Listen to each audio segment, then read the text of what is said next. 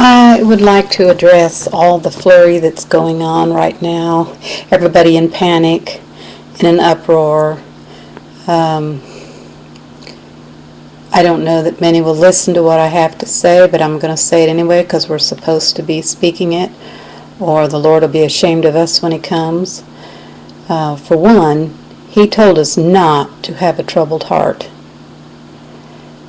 You know, we're not looking for the United States to be turned into a socialist or communist country. We're looking for it to allow people to have free will decisions in their own lives.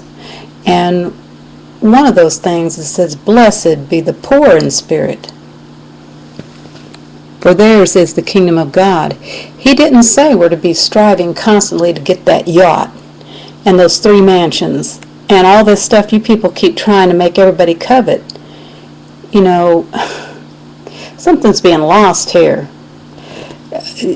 Some of the people that are going through the financial distresses, their companies are in trouble because their monies were mishandled. It wasn't because of the workers. It was because of those in places of authority that used their authority wrongly and were greedy and caused the company to go in a downward slide. There's going to be some adjustments in this country because people are starting to wake up to the lies and the delusion that's been sold to them for all these years. And Jesus is going to save people, and He is going to have His way in the earth, and no government, no military, no anybody is going to stop Him.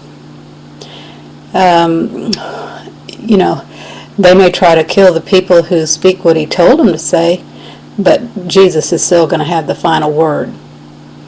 Not the people, the Lord. He told us not to be troubled, and He will trouble those who trouble us. You know,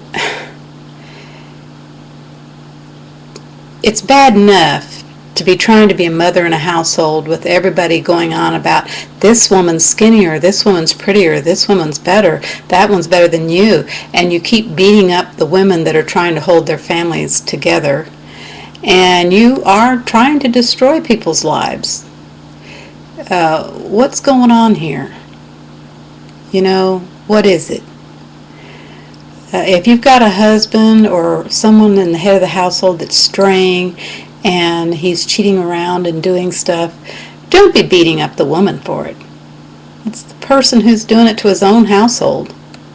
Some people have lost their homes due to gambling problems, illegal drug problems, cheating on different type of problems, mismanagement, heavy credit card use, always trying to look better than their neighbor. You know, find out why people lost their homes. And not everybody has lost their homes, and that doesn't mean they're hoarding it over those who did. It's just I want to be more informed than that. I need to know why there's so many foreclosures. Is it because in reality you really are persecuting people where they're losing their homes? Or is it that they have certain habits they need to stop in order to pay their bills?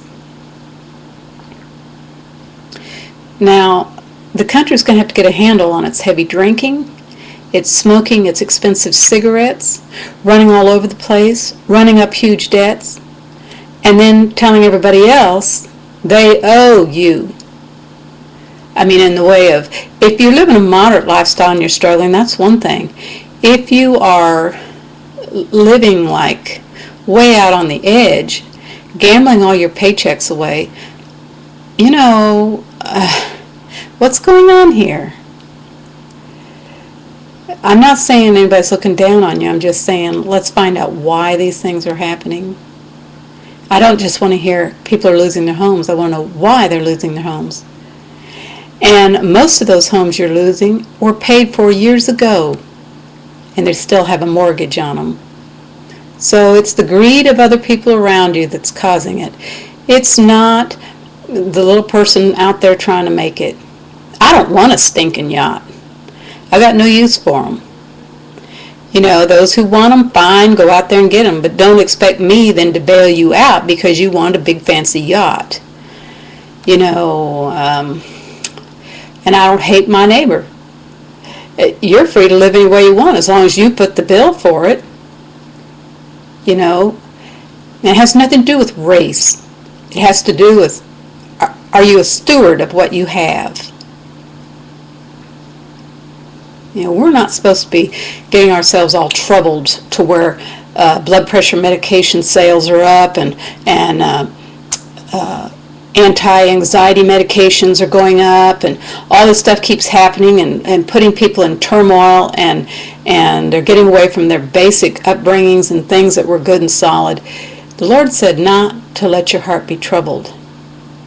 And blessed are the poor in spirit. He doesn't look down on them.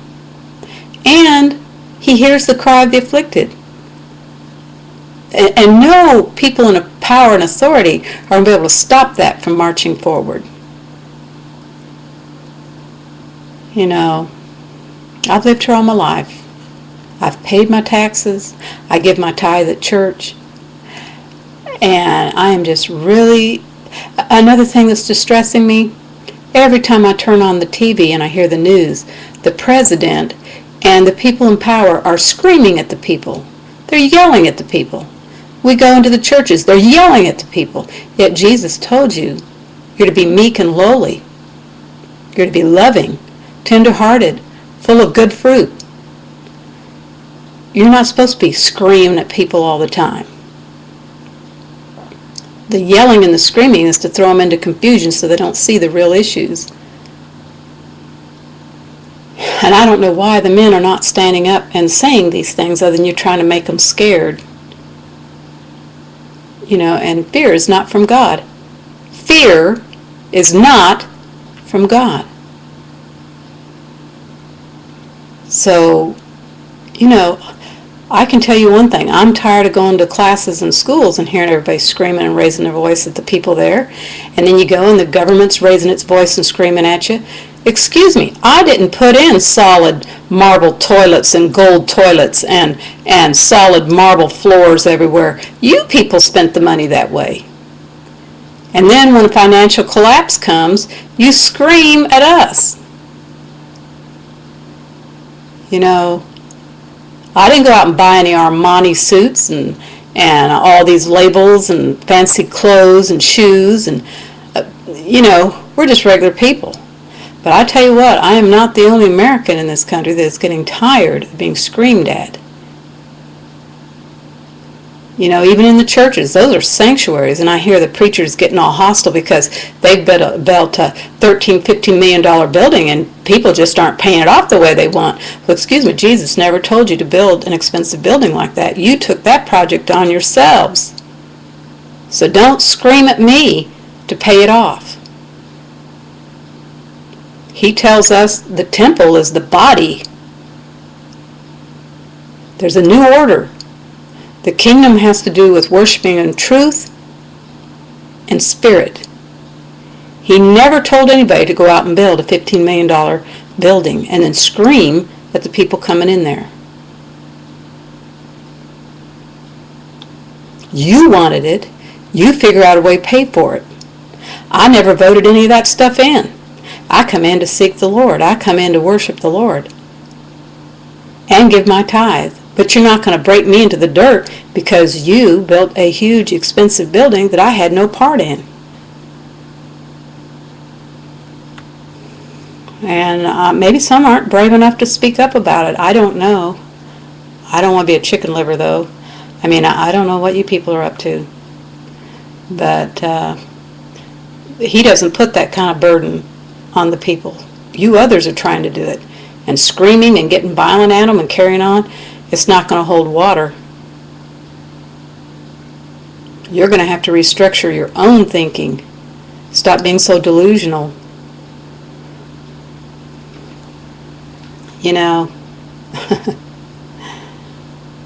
I'm not against government. I'm not against paying my taxes.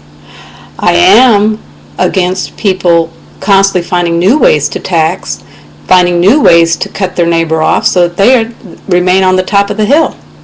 All the hills and mountains are going to be laid low and the valleys are going to be raised up.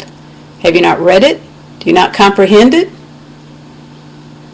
And I don't want people going crazy saying, boy, she thinks she's God. That's another thing you try to do to discredit what the people are saying.